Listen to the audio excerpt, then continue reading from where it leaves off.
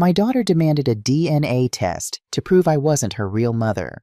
She wanted to strip me of the inheritance her father left behind. But when the doctor revealed the results, my son-in-law's face went white as a ghost, and my daughter stood frozen in silence. They thought they could outsmart a 65-year-old widow. That DNA evidence was about to shatter their greedy delusion. I'm glad to have you here. Follow my story until the end and comment the city you're watching from. It helps me know you're out there listening. Now let me tell you what happened when my own daughter tried to erase me from our family. It was a Monday evening in October when I drove through Portland's East End toward Brenda's townhouse.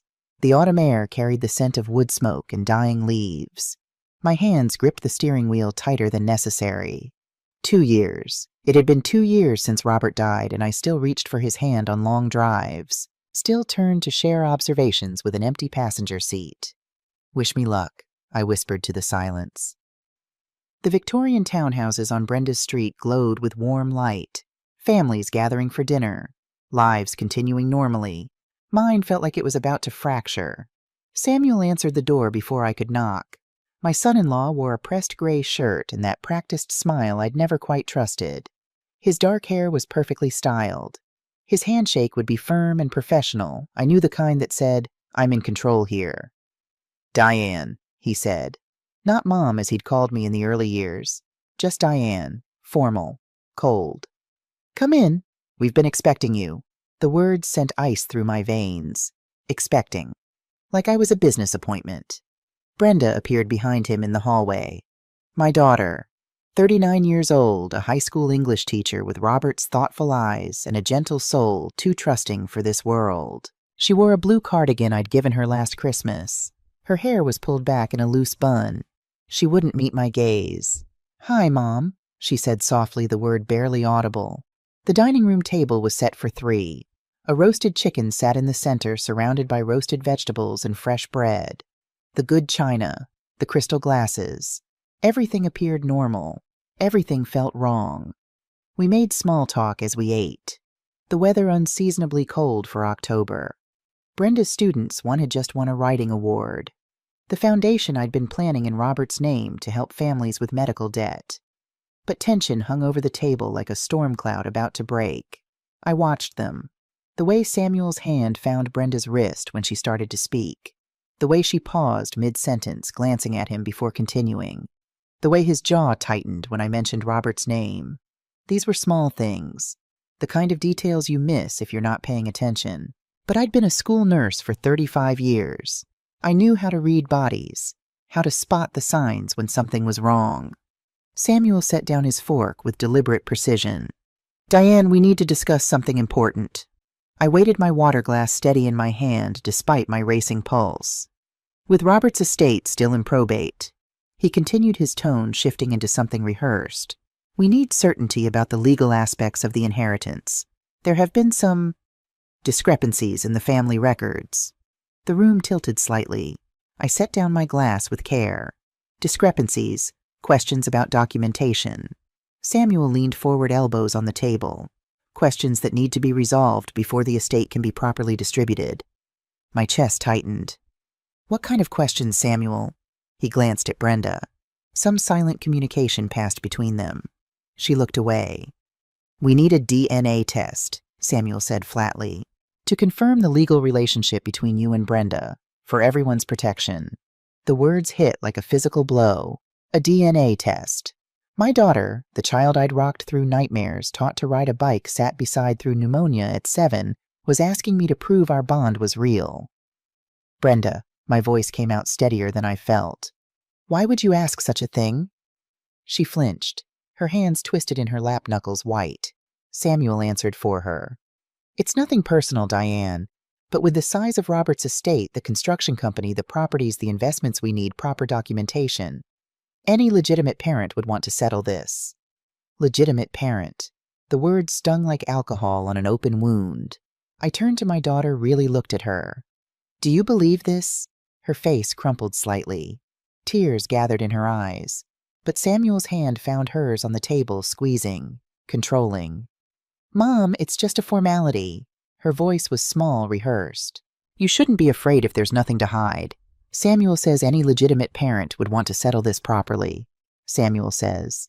When had my daughter started letting her husband's voice replace her own? Samuel produced a document from beneath his napkin. He'd had it ready all along, waiting for the right moment. A consent form for DNA testing already filled out except for my signature. The letterhead read Portland Genetics Center. Official. Binding. Sign this by Friday. He said, the warmth gone from his voice entirely. Otherwise, we'll have to assume you're hiding something that disqualifies you from Robert's estate.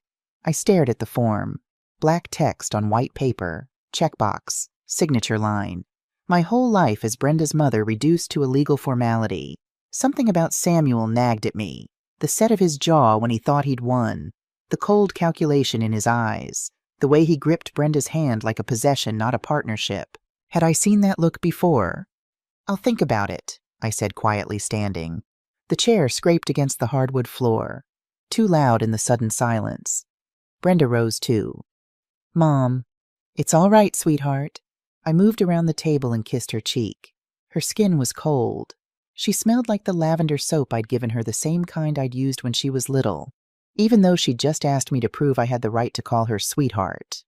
I picked up the consent form, folded it once, twice, and tucked it into my purse. Samuel's eyes followed the movement. Victorious. Satisfied. He thought he'd won. I left their house that night knowing something fundamental had shattered between us. The October wind cut through my coat as I walked to my car. The consent form crumpled in my fist.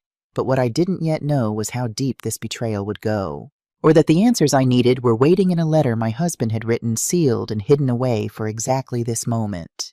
The house was dark when I arrived home that Monday night. It had been dark every evening for 2 years. Ever since the cancer finally took Robert and I became just one person rattling around in a home built for two. I didn't turn on the lights immediately. Somehow the darkness felt appropriate for what had just happened. I sank onto the living room couch, the same cream-colored sectional where Robert and I had spent countless evenings reading side by side. His presence had been so familiar that I could almost feel it now. Almost. My purse sat beside me. The consent form inside felt like it was burning through the leather. A memory surfaced sharp and clear despite the 2 years since. If they ever question her place in this family, Catherine. Robert's voice. Not from weeks ago, but from that last lucid conversation we'd had 3 days before the cancer finally claimed him. I'd been adjusting his pillows in our bedroom, trying to make him comfortable. The hospice nurse had just left. The morphine pump hummed softly beside the bed. His hand had gripped mine with surprising strength. Promise me you'll remember. He'd set his gray eyes urgent, despite the haze. If they ever make you doubt, if anyone tries to suggest Brenda isn't ours, there are things I've prepared. You'll know when the time comes. I'd promised, not understanding then what he meant. I understood now. My feet carried me upstairs almost without conscious thought. Down the familiar hallway past Brenda's childhood bedroom, now a guest room but still decorated with her high school awards and photos. Into our bedroom. My bedroom now, though I still couldn't think of it that way. The mahogany keepsake box sat on Robert's dresser exactly where I'd left it after the funeral. Cherrywood hand-carved a gift from his father. I'd avoided opening it for 2 years, unable to face the flood of memories inside. Tonight I had no choice. My hands trembled as I lifted the lid. The smell hit me first. Robert's cologne, sandalwood and cedar. I'd kept one of his shirts in the box, unable to part with it. Beneath it, the folded flag from his military service. The Purple Heart he'd never talked about. The watch his father had given him on his 21st birthday. And there, tucked beneath everything else, a cream-colored envelope. My breath caught. The paper was heavier than ordinary stationery. Expensive. The kind Robert used for important business correspondence. His distinctive angular handwriting covered the front in dark blue ink from the fountain pen I'd given him on our 10th anniversary. The words stopped me cold. Only open if they question whether Brenda is truly your daughter. My fingers traced the letters. He'd known. Somehow my husband had known this day would come. The envelope was sealed with red wax pressed with his signet ring, the one with the Harper family crest that had been his grandfather's. The same ring now sitting in Brenda's jewelry box, a gift Robert had given her on her 30th birthday. Wear it when you need to remember who you are, he'd told her. A Harper, not by blood, but by choice. I held the letter to my chest, tears finally spilling over. Part of me wanted to rip it open immediately, to find whatever answers or comfort or instructions Robert had left me. But another part, the part that had loved him for 43 years, knew better. Robert had been methodical, careful, a construction company owner who planned every detail, who thought 10 steps ahead, who never left anything to chance. If he'd sealed this letter with his signet ring and given it such specific instructions, there was a reason. I placed it on my nightstand within reach, but unopened. Whatever wisdom he'd left me, whatever evidence or explanation lay inside, I would honor his wishes. The time would come soon enough.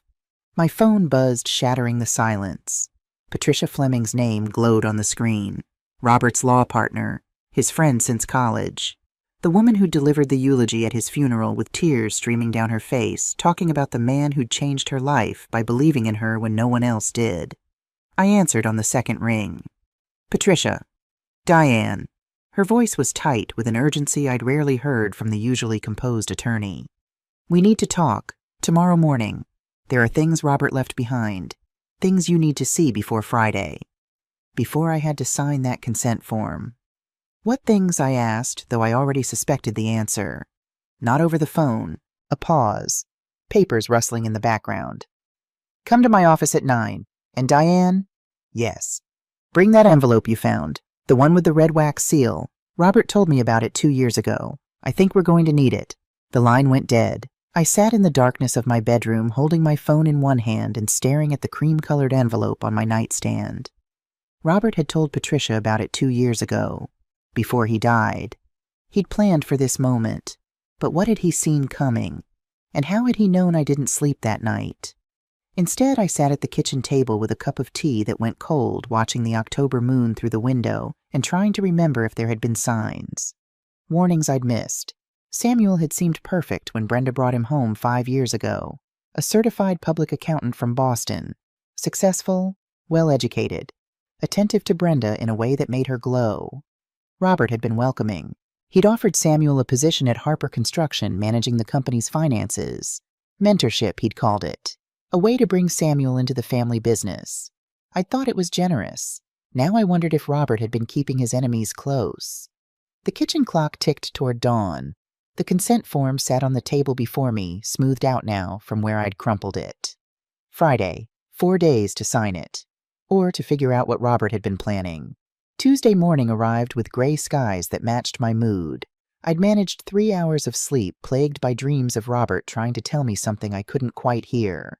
Patricia Fleming's law office overlooked Casco Bay from the 3rd floor of a converted warehouse building. Through the tall windows, sailboats bobbed in the October wind. Seagulls wheeled and cried. The water was dark, choppy, restless. Patricia looked like she hadn't slept either. You look exhausted, she said, rising from behind her mahogany desk to embrace me. We'd known each other for over 20 years. She and Robert had been law school classmates at Boston University before becoming partners in Fleming and Harper LLP. If anyone understood what he'd been thinking in those final months, it was her. I didn't sleep much, I admitted, settling into one of the leather chairs across from her desk. Your call last night, Patricia. What's going on? She didn't answer immediately. Instead, she moved to her office door, locked it, and pulled down the interior blinds. The click of the lock echoed in the quiet room. Then she returned to her desk and placed a thick accordion folder between us. Robert knew this was coming, Diane. Her voice was low, controlled. Not the specifics, perhaps, but he knew someone would eventually try to attack your family. That's why he spent the last year of his life building safeguards. My stomach tightened. Attack. It's the right word. She opened the folder, revealing pages of legal documents, each tab color-coded and labeled. Do you remember when Robert revised his will 18 months ago? I nodded slowly. It had been December 2022. Robert had been insistent, almost urgent, about updating everything. The paperwork had taken weeks. He'd been so matter-of-fact about it, I said. Told me I didn't need to bother with the details, that he was just making sure everything was properly organized. Patricia's jaw tightened. He was doing more than organizing. She slid a document toward me. Heavy bond paper, legal blue backing, official seals. The last will and testament of Robert James Harper. Her finger tapped Article 7 highlighted in yellow. I read it once, twice. The words didn't make sense at first. Then they did. Any heir or beneficiary who demands requests or initiates DNA testing for the purpose of challenging another family member's legitimacy or inheritance rights shall immediately and irrevocably forfeit all claims to the Harper estate, including but not limited to financial assets, property, business interests, and personal effects. My breath stopped. He set a trap, I whispered. A legal mousetrap, Patricia confirmed, leaning back in her chair. Robert anticipated someone might use Brenda's adoption against her, so he made that very action trigger their own disqualification. I thought of Samuel's insistence Monday night, the consent form he'd pushed across the table with such confidence, the deadline he'd set. He had no idea what he was walking into. But why? My voice barely rose above a whisper. Why would anyone do this? Patricia's expression hardened. It's not about Brenda Diane. It never was. She pulled out another folder, this one thinner. A single name tab, Reynolds. Robert discovered something troubling about Samuel. He hired investigators to look into his background. Samuel, the son-in-law who'd seemed too good to be true. The accountant from Boston who'd swept Brenda off her feet at a bookstore 5 years ago. Too good to be true. The phrase echoed in my mind. What did he find? I asked. Patricia opened the folder carefully like she was handling something dangerous. Inside was a photograph. Black and white, slightly grainy. A man in his 40s standing outside a construction trailer. The Harper Construction logo visible on the building behind him. Frank Reynolds, Patricia said quietly. Robert's project manager. 20 years ago. I stared at the photo. There was something familiar about the man's face, the set of his shoulders, the eyes. I breathed. He has the same eyes as Samuel. Same last name, too. Patricia pulled out more documents. Frank Reynolds worked for Harper Construction from 1998 to 2004, managed 3 major projects. Robert trusted him completely. She paused, meeting my gaze, until Robert discovered Frank had embezzled $50,000 over 18 months. The room seemed to close in around me. Robert had to fire him, Patricia continued. Report him. Frank's career was destroyed, his reputation ruined. No one in the Portland construction industry would hire him. She slid another document across the desk. An obituary from the Portland Press-Herald, dated November 2004. Frank Reynolds, 45, of South Portland, passed away unexpectedly. Beloved husband of Barbara and father of Samuel. Memorial service to be held. 6 months after the firing, Patricia said softly, Frank took his own life. The air left my lungs. Samuel is Frank Reynolds' son, I said. It wasn't a question. 22 years old when his father died. Old enough to remember everything. Old enough to blame Robert for what happened. Patricia pulled out more photos. Samuel and Brenda at their wedding 5 years ago.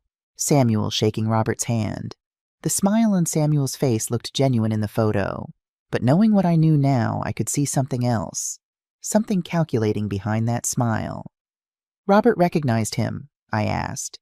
At the wedding reception. He said the resemblance to Frank was unmistakable. Patricia's voice was grim. But instead of confronting Samuel immediately, Robert did what he did best. He investigated. He documented. He planned. She pulled out a handwritten list in Robert's distinctive script. My eyes filled with tears seeing his writing again.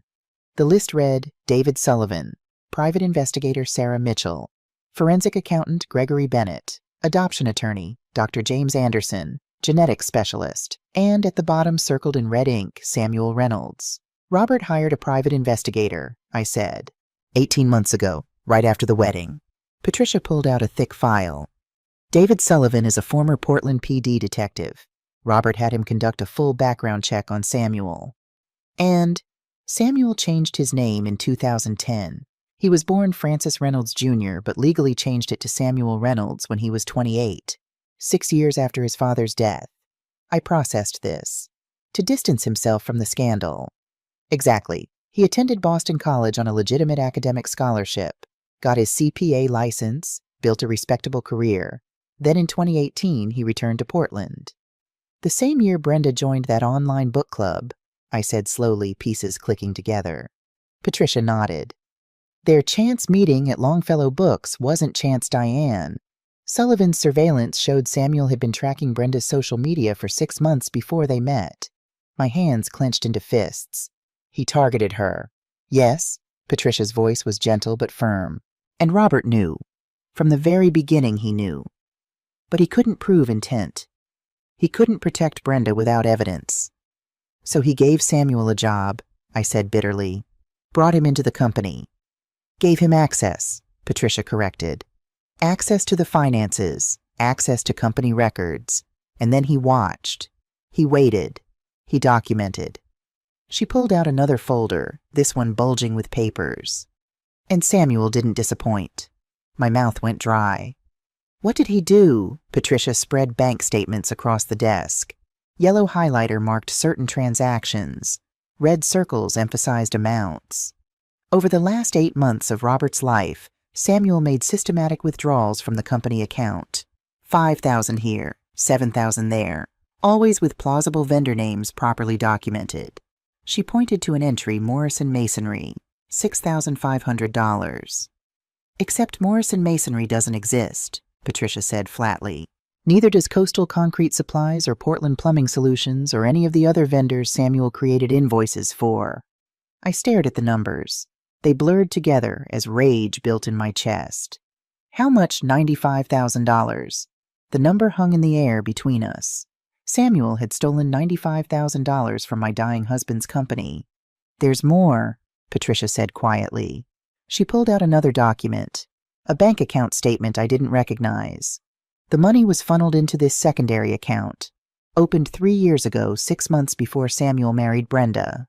My eyes caught on the account holder names, Samuel Reynolds and Barbara Reynolds. His mother, I breathed. Co-signer on everything, which means this wasn't opportunistic theft, Diane. Patricia's voice was ice. This was planned, possibly from the moment Frank Reynolds died 20 years ago. I sat back in my chair, dizzy. 20 years.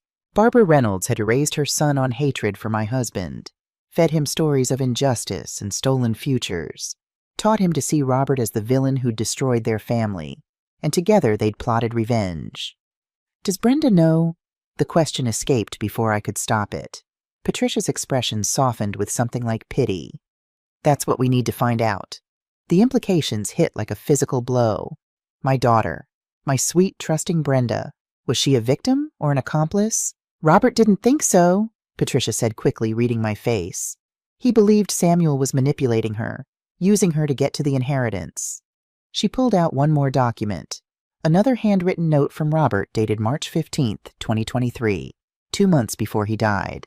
Patricia, if I'm gone and they come for the estate, Article 7 activates immediately upon DNA. Testament Sullivan has full surveillance records. Mitchell has financial forensics ready. Bennett has adoption documentation. Anderson will handle genetics testing. Everything must happen in sequence. Protect Diane. Protect Brenda. Don't let them destroy what we built. Robert. Tears streamed down my face. My husband had been dying, in pain, facing his own mortality, and he'd spent his final months building a fortress around us. The DNA test, I said slowly. That's the trigger. Yes. Patricia's eyes were fierce. The moment Samuel demands that test, the moment you sign that consent form, Article 7 activates. He disqualifies himself from any inheritance claims. But he doesn't know that. No, he thinks he's being clever. Thinks he's found a loophole by proving Brenda isn't biologically yours. I looked at the evidence spread across Patricia's desk. Years of planning. Robert's meticulous handwriting. Bank statements showing Samuel's systematic theft. What do we do? I asked. We let him walk into the trap. Patricia's smile was sharp. We sign the consent form. We take the DNA test. We let Samuel think he's winning. And then when he tries to claim the DNA test invalidates Brenda's inheritance, we show him Article 7. We show him the theft evidence. We show him that Robert knew everything. She leaned forward. And we watch his world collapse. I thought about it. The strategy. The timing. He'll fight back, I said. He'll claim the will is invalid, that Robert wasn't in sound mind when he revised it. Let him try. Patricia tapped the accordion folder. Robert had 3 independent psychiatrists certify his mental competency when he signed the revised will. It's airtight. My phone buzzed. A text message. From Brenda. Mom, can I come by Wednesday morning? I need to talk to you. Please. B. I showed Patricia the screen. Her expression darkened. Samuel's sending her to pressure you. Make sure you sign the form. Or maybe she's having doubts, I said softly, wanting desperately to believe it. Maybe. Patricia didn't sound convinced. But be careful, Diane. We don't know how deep she is in this. I wanted to scream that Brenda wasn't in it at all, that my daughter would never betray me, that Samuel had fooled her the way he'd fooled all of us. But I'd seen her face Monday night, the way she'd looked away when Samuel spoke, the rehearsed quality of her words. You shouldn't be afraid if there's nothing to hide. How many times had Samuel coached her to say that I texted back, "Of course, sweetheart. Come anytime. The door is always open." Patricia watched me type. What are you going to tell her? The truth, I said. Or enough of it. I won't let Samuel have her, Patricia. She's my daughter. I know, Patricia's voice softened. That's why Robert built all of this. Because he knew you'd fight for her, and he wanted to make sure you had the weapons to win. I left her office at 10:30 with a copy of the accordion folder, a USB drive containing Robert's surveillance files and instructions to do nothing until after the DNA test results came back. Let Samuel make his move, Patricia had said. Then we make ours. As I drove home through Portland's narrow streets past the old port shops and restaurants Robert and I used to love, I thought about the boy who'd become Samuel Reynolds, Frankie Jr., 22 years old when his father died. Had he found Frank's body? Had he been the one to call 911? What had Barbara told him in the years after? What stories had she fed him about the man who'd fired his father? I almost felt sorry for him. Almost. But then I thought of Monday night, the cold calculation in his eyes, the way he'd controlled Brenda like a puppet, the way he'd tried to make me prove I deserved to be called her mother. Whatever sympathy I might have felt died right there. Samuel Reynolds wanted war. Robert had given me an army. Wednesday morning I woke to the sound of a car door slamming. 7:15. Too early for visitors. I pulled on my robe and went to the window. Brenda's blue Honda sat in my driveway. My daughter was still inside it, hands gripping the steering wheel even though the engine was off. Her head was bowed. Her shoulders shook. She was crying. Something in my chest cracked open. This was still my little girl. No matter what Samuel had convinced her to do, no matter what role she was playing in his scheme, she was still the 4-year-old who'd cried in my arms after nightmares about her mother dying. I was downstairs and out the front door before I'd made a conscious decision to move. The October air was sharp, biting. I wore only my robe and slippers, but I barely felt the cold. I opened Brenda's car door. She looked up, face blotchy, with tears, eyes red and swollen. "Mom," she whispered. "Come inside, sweetheart. It's freezing out here." She followed me into the house without a word. I made coffee, the good kind I saved for special occasions, and we sat at the kitchen table where we'd had 1,000 conversations before. The morning light fell across her face. She looked older than 39. Tired. Haunted. "I can't stay long," she said finally, wrapping her hands around the mug I'd given her. "Samuel thinks I'm at school early for a meeting." Samuel thinks. Always what Samuel thinks. "Why did you come, honey?" She didn't answer immediately. Just stared into her coffee like it held answers. Then she reached into her purse and pulled out an envelope. Official, typed on legal letterhead I didn't recognize. Not Patricia's firm. "I need you to sign this." Another consent form, more formal than the one Samuel had shown me Monday. Legal language. Witness signatures required. I took it, scanning the text. Hereby consent to genetic testing for the purpose of establishing biological relationship. Results to be used in legal proceedings regarding estate distribution. Tyler says this is the official version, Brenda said, her voice flat. The one from Monday was just preliminary. This one makes everything legally binding. I set the form down carefully. Samuel says. I kept my voice gentle. That's the 3rd time you've told me what Samuel says, Brenda. What do you say? Her eyes filled with fresh tears. I say I don't know what to think anymore.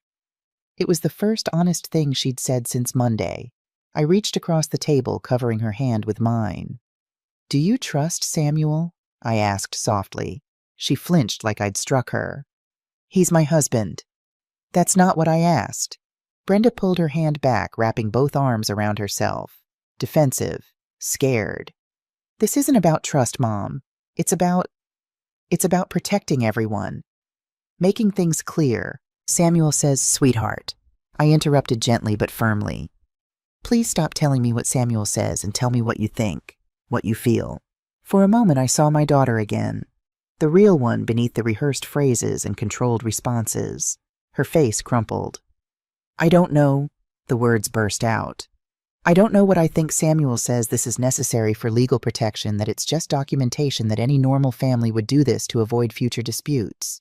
She took a shaking breath. "But then I look at you, and I remember you sitting by my bed when I had pneumonia, you teaching me to drive, you helping me pick out my wedding dress." Her voice broke. "And I wonder what I'm doing, what we're doing, why we're asking you to prove something that shouldn't need proving."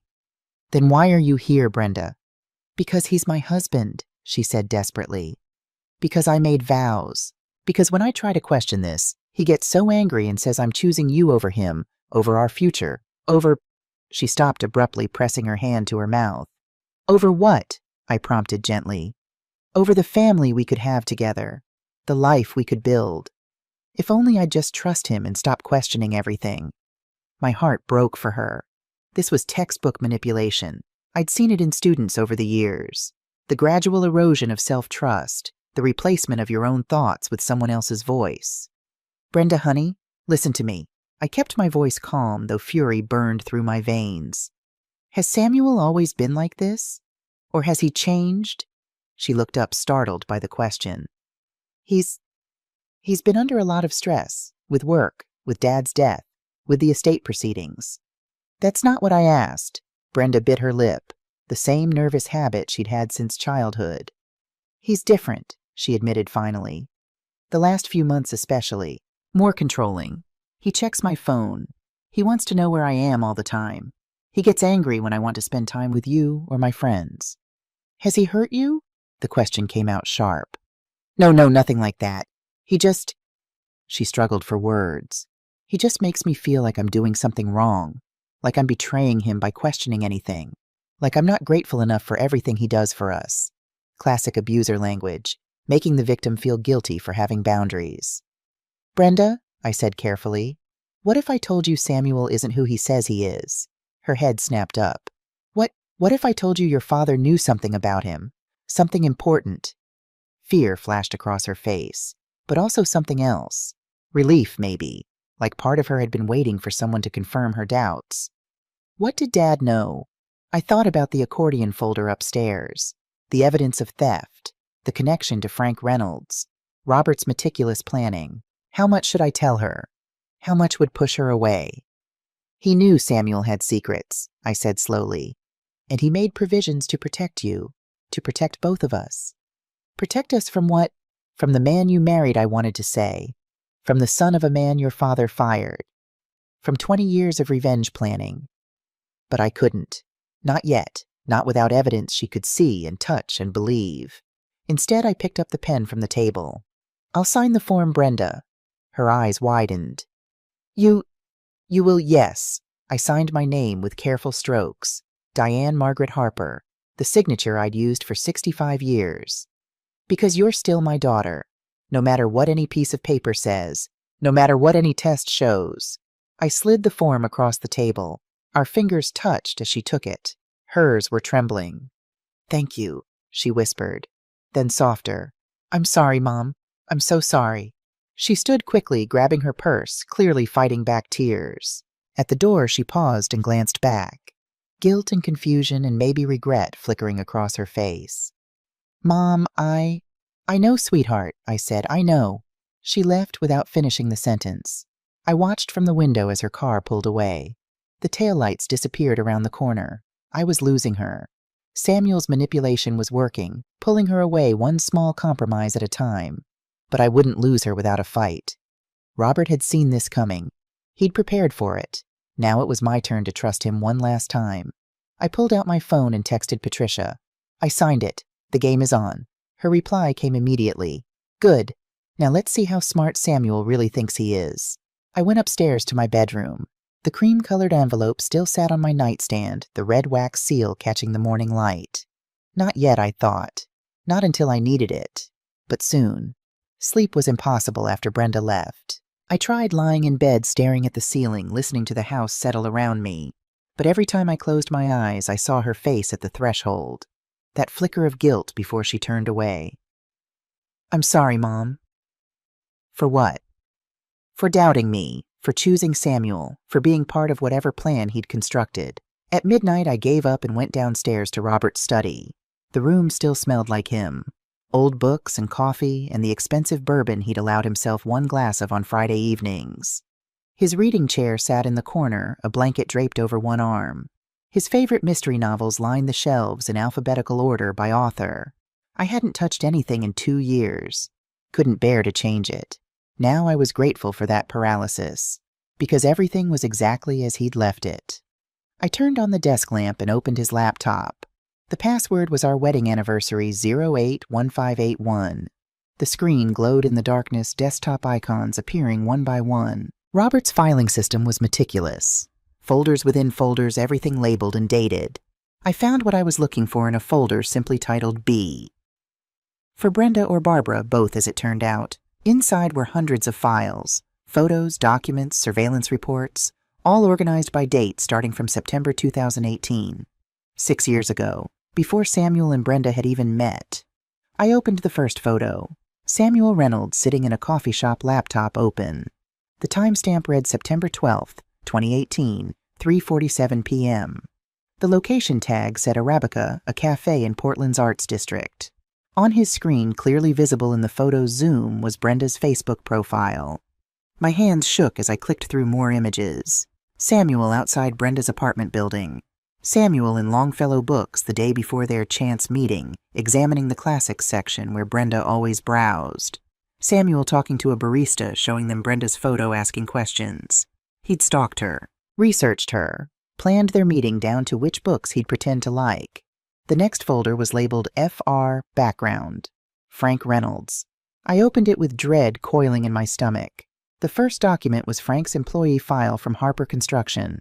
Hired 1998 as assistant project manager. Promoted to senior PM in 2001. Stellar reviews. Robert's handwritten notes in the margins. Exceptional worker. Trustworthy. Good man. Then a gap in the files. When they resumed in 2004, the tone had changed. Financial discrepancy reports. Audit findings. Invoices that didn't match delivery records. Robert's notes now read, pattern emerging. Systematic, deliberate. An internal memo dated June 2004. Frank Reynolds terminated effective immediately for embezzlement of company funds, $47,850. Police report filed. No criminal charges pursued per FR's family circumstances. Repayment plan established. Family circumstances. Robert had been merciful. He could have pressed charges, sent Frank to prison. Instead, he'd allowed repayment to protect Frank's wife and son. The next document was a police report from November 2004. Deceased Frank Andrew Reynolds, 45. Cause of death, self-inflicted gunshot wound. Note left for family. No foul play suspected. I pressed my hand to my mouth. Frank had left a note. What had it said? Had he blamed Robert? Had he filled his son's head with justifications and accusations? The file included newspaper clippings. The obituary I'd seen in Patricia's office, but also an article from a community newspaper, Local Man's Death Sparks Conversation about Mental Health and Job Loss. The article mentioned Frank's firing only obliquely. Recently unemployed. It quoted Barbara Reynolds, "My husband was a good man who made one mistake. He didn't deserve to lose everything." One mistake, $50,000 over 18 months. And Barbara blamed Robert for not giving Frank a second chance. I clicked through more files. Photos of young Samuel. School records from South Portland High. A yearbook photo, Francis Reynolds Jr., class of 2000. He'd been 18 when his father was fired. 22 when Frank died. Old enough to understand. Old enough to hate. The next folder made my blood run cold. SR Current Activity. Photos from the past 3 years. Samuel and Barbara meeting monthly at a diner on Route 1. In every photo, Barbara had a notebook. They were leaning close, clearly planning something. More photos Samuel's apartment before he moved in with Brenda. The walls covered in papers. I zoomed in. Harper Construction blueprints, financial statements, Robert's schedule, photos of Brenda. photos of me. This wasn't just revenge. This was obsession. A subfolder, life insurance. I clicked it hands numb. Policy documents. A life insurance policy on Brenda, $500,000. Standard for young married couples. But there was a second policy. Same amount. Same beneficiary listed Samuel Reynolds.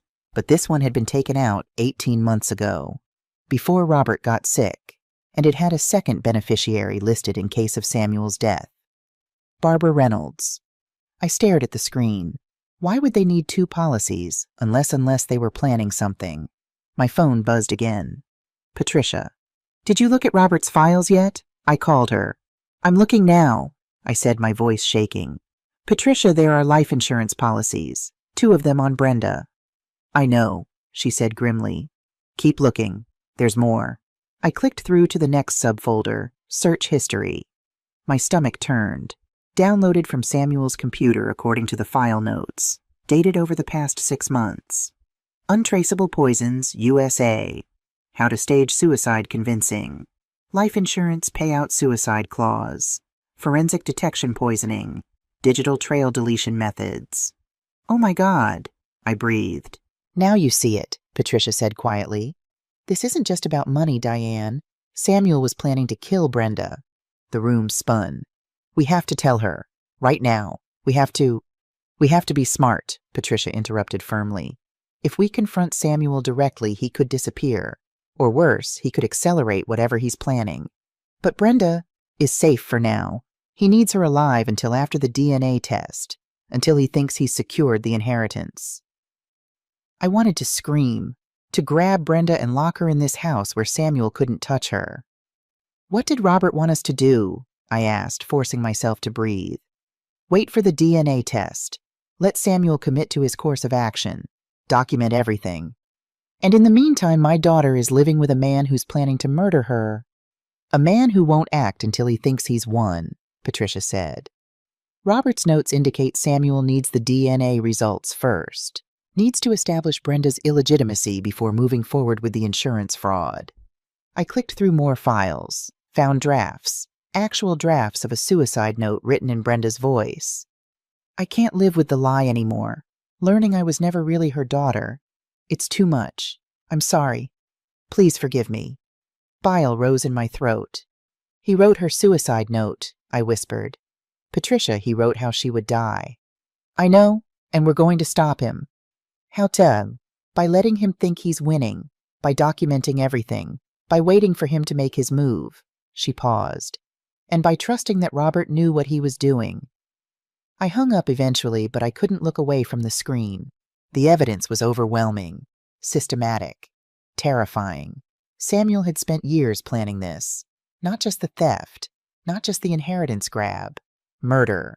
Frame it as suicide brought on by the discovery she wasn't really my daughter. Collect the insurance money. Collect what he could argue was his rightful share of the estate. Then disappear with Barbara. The October sun rose higher outside the study window. Light fell across Robert's chair, his books, his careful notes. He'd known all of this. Every detail, every horrifying piece. And instead of acting on rage or fear, he'd built a trap so perfect that Samuel wouldn't see it until it was too late. But one question haunted me. How much did Brenda know Wednesday had shown me she was doubting, questioning, scared of her own husband? But doubting wasn't the same as knowing.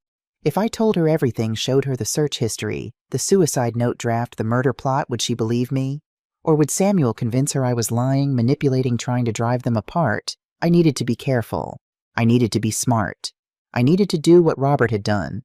Wait for the right moment. Build the case. Let Samuel commit fully.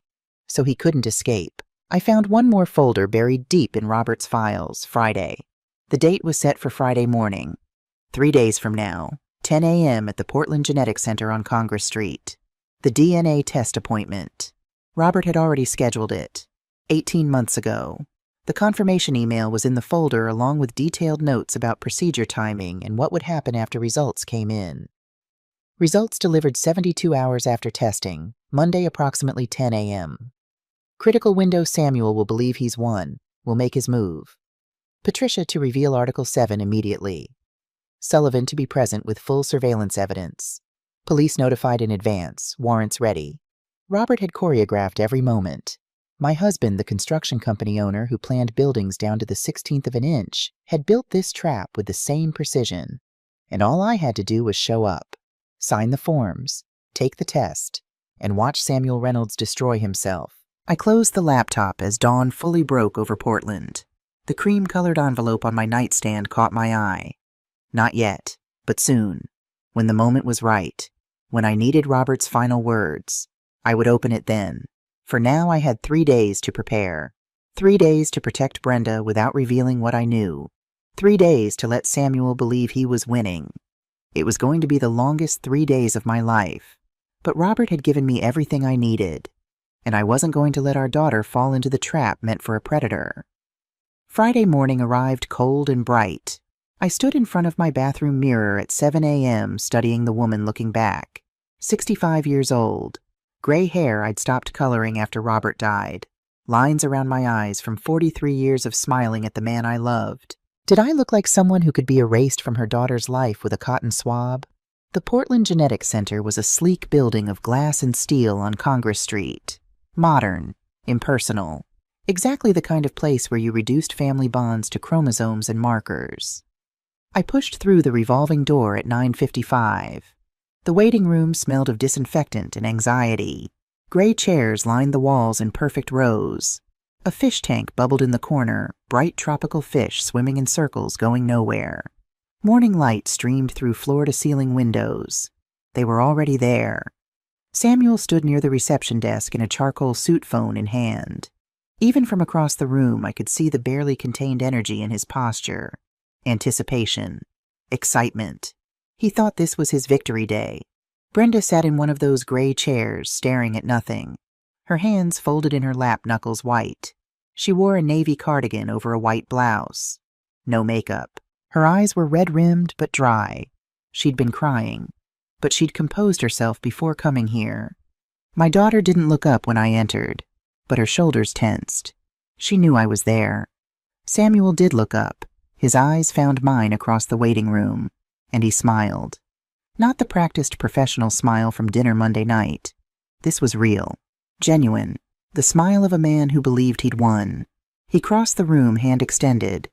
"Diane, right on time." His grip was firm when I shook his hand, possessive, like he was already claiming victory.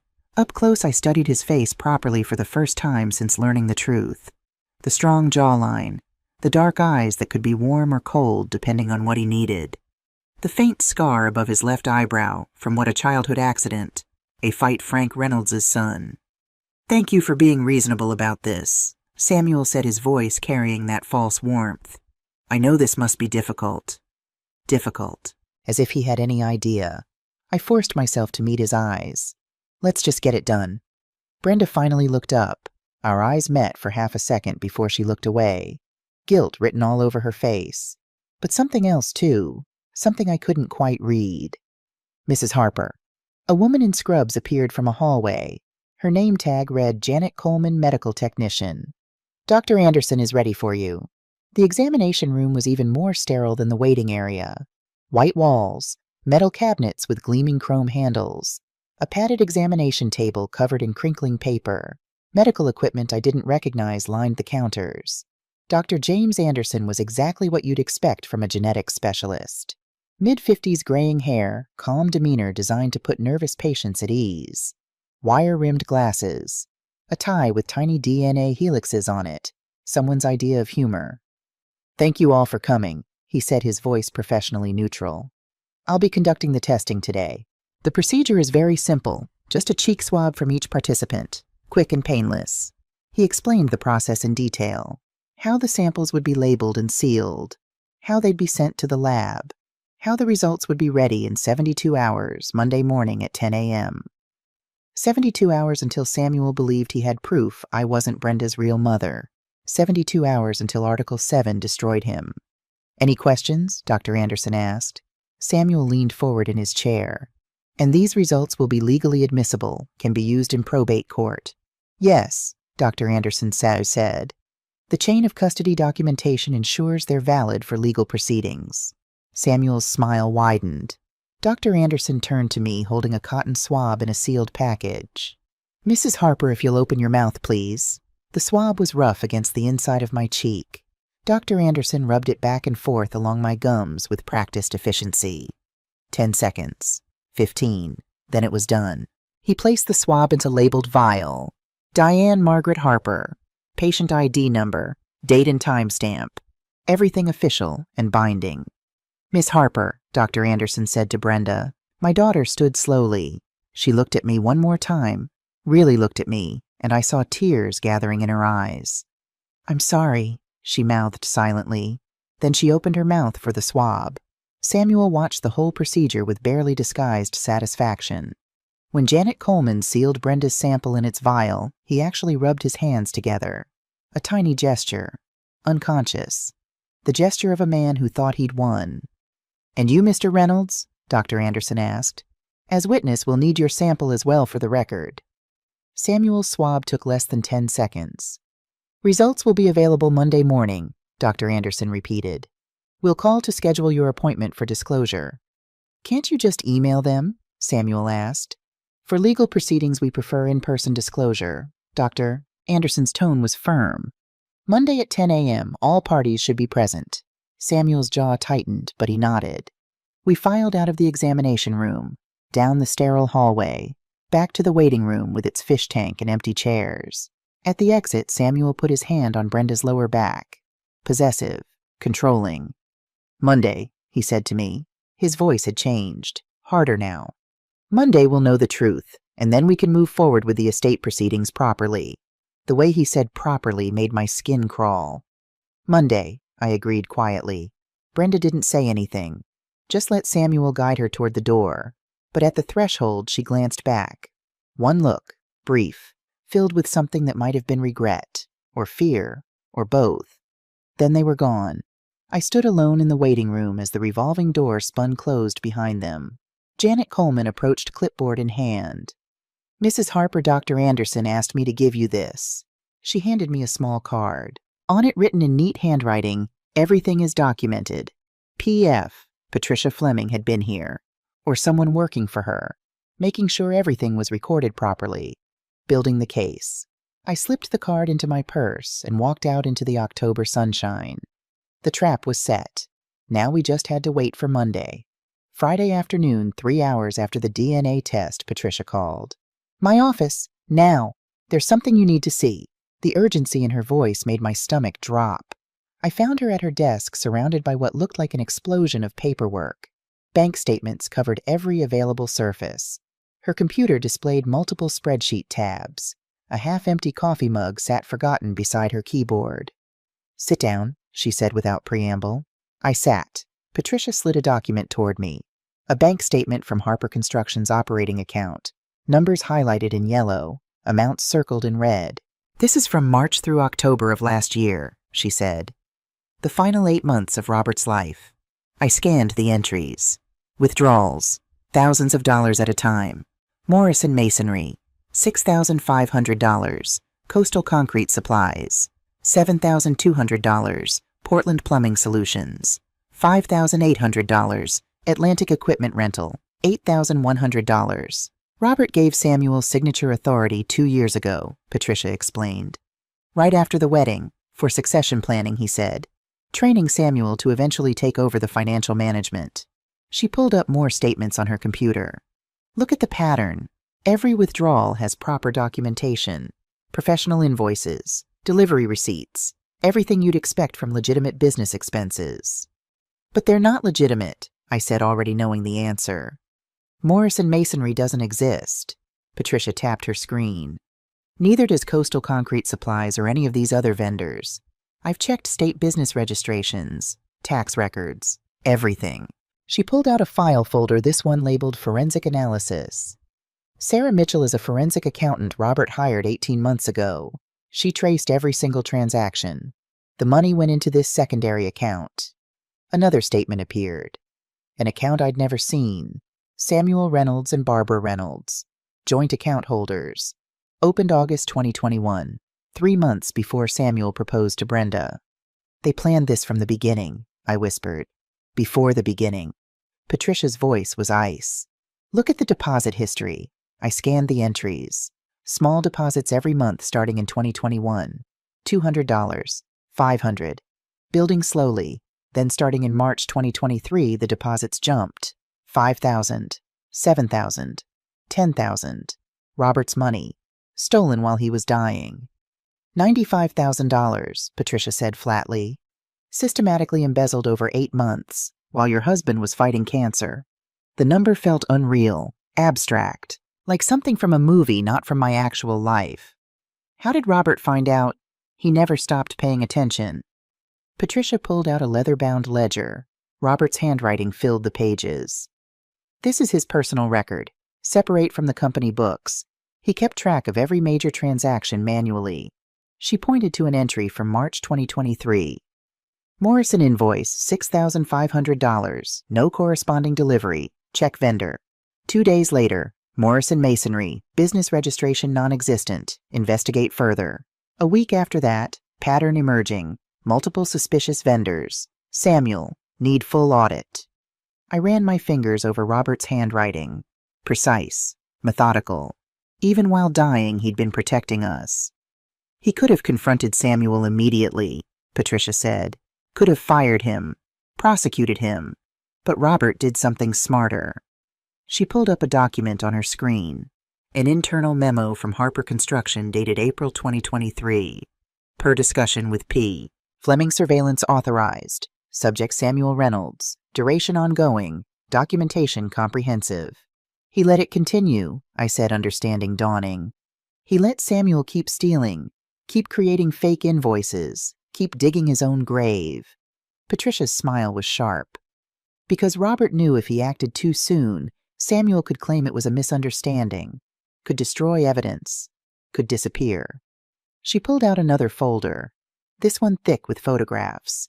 Samuel at various locations around Portland, meeting with Barbara at a diner on Route 1, always the same booth, always with notebooks spread between them. One photo showed Barbara's notebook clearly, lists of numbers, dates, names, estate distribution timeline, life insurance activation. Brenda, medical history inheritance, medical history for inheritance purposes. What did that mean? Patricia answered my unspoken question. They were researching whether Brenda had any conditions that might invalidate life insurance claims. They weren't just planning theft, Diane. They were planning murder. The word came out flat. I saw the search history in Robert's files. Patricia nodded grimly.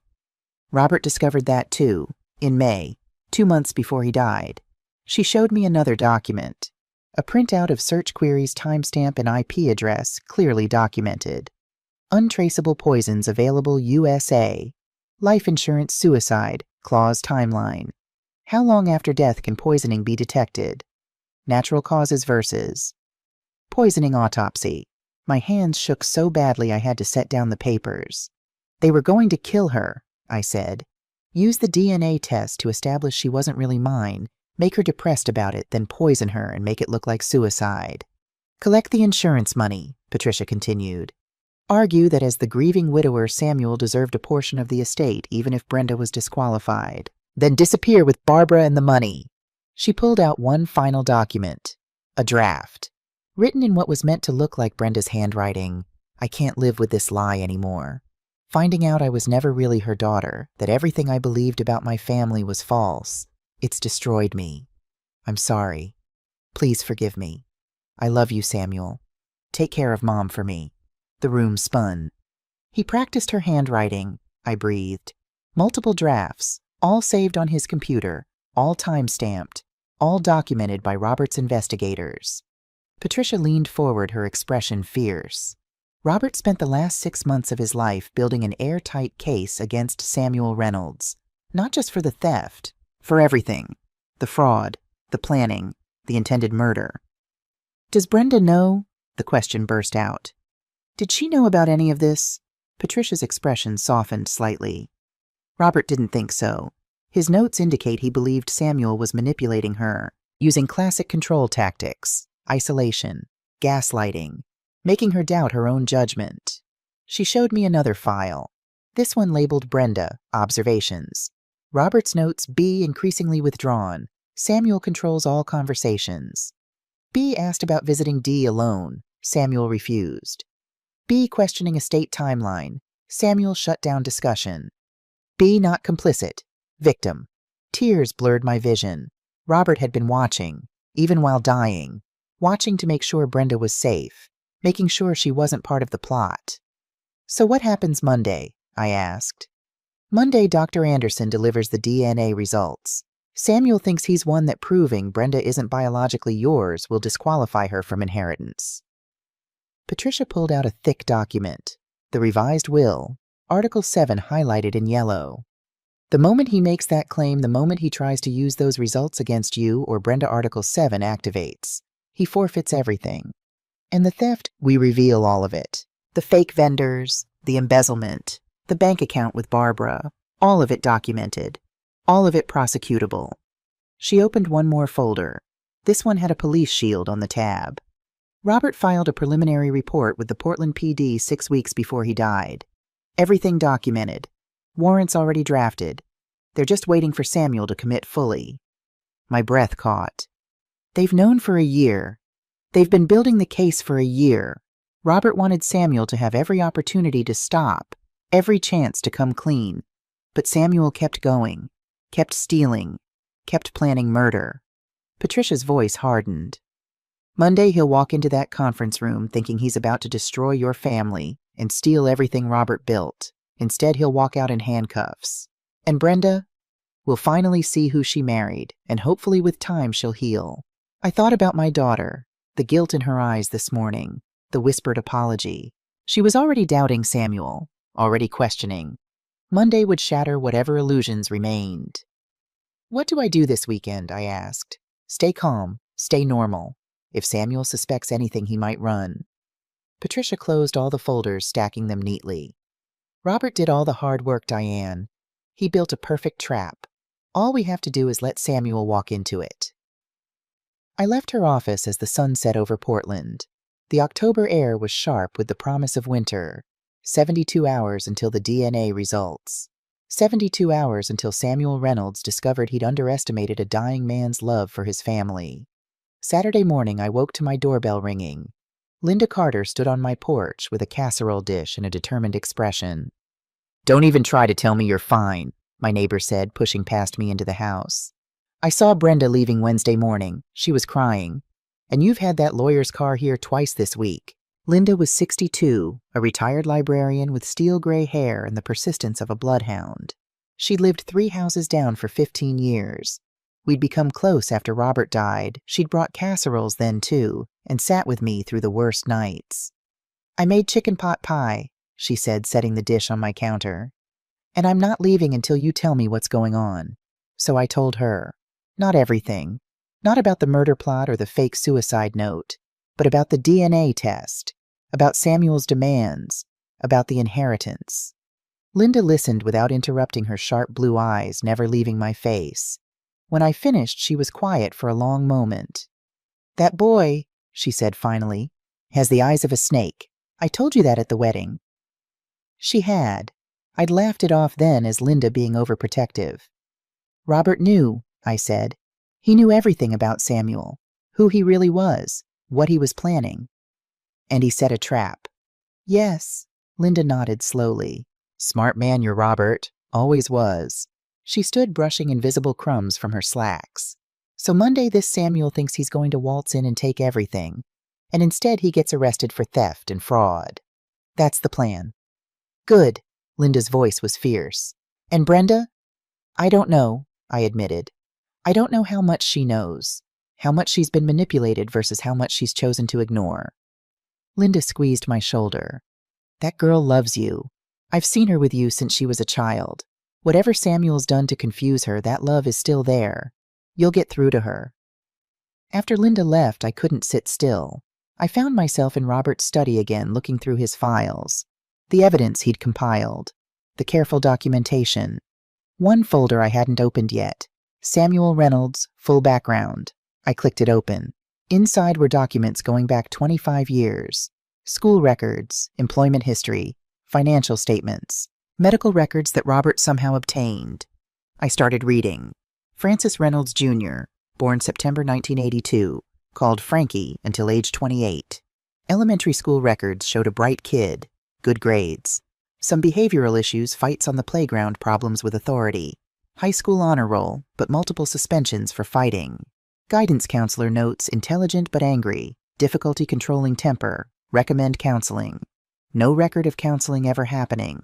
A gap in the records from 2004 to 2005, the year his father died. Then name change petition. Filed January 2010. Petitioner wishes to distance himself from family scandal and start fresh. No criminal record. No outstanding debts. Petition approved. Frankie became Samuel. College records from Boston College. Dean's list every semester. Accounting major. Normal student activities. But one document stood out. A campus police report from 2007. Incident verbal altercation between Samuel Reynolds and Professor David Morrison. Reynolds accused Morrison of unfair grading. Witnesses report Reynolds became aggressive, made threats. Professor declined to press charges. Reynolds placed on academic probation for 1 semester. Morrison, the same name Samuel used for his fake masonry company. Was it a coincidence? Or Samuel's sick joke using the name of someone he'd threatened while stealing from Robert? I kept reading. Employment history showed Samuel working at various accounting firms in Boston. Good reviews. Normal career progression. Then, in 2018, he quit his job and moved back to Portland. The reason listed on his resignation letter, family obligations. What family obligations? His mother, a subfolder. Barbara Reynolds, background. I opened it. Barbara Lynn Reynolds, née Thompson. Born 1959. Married Frank Reynolds, 1981. Employment receptionist, retail clerk, various administrative positions. Nothing remarkable. But her social media posts were remarkable. Screenshots from Facebook dating back years 2005. 1 year since we lost Frank. Still waiting for justice. 2008. Some people destroy others and face no consequences, but God sees everything. 2012. Teaching my son that success is the best revenge. 2015. Everything happens for a reason. Our time will come. 2018. So proud of Samuel coming home. Big things ahead. Big things. Like marrying Brenda.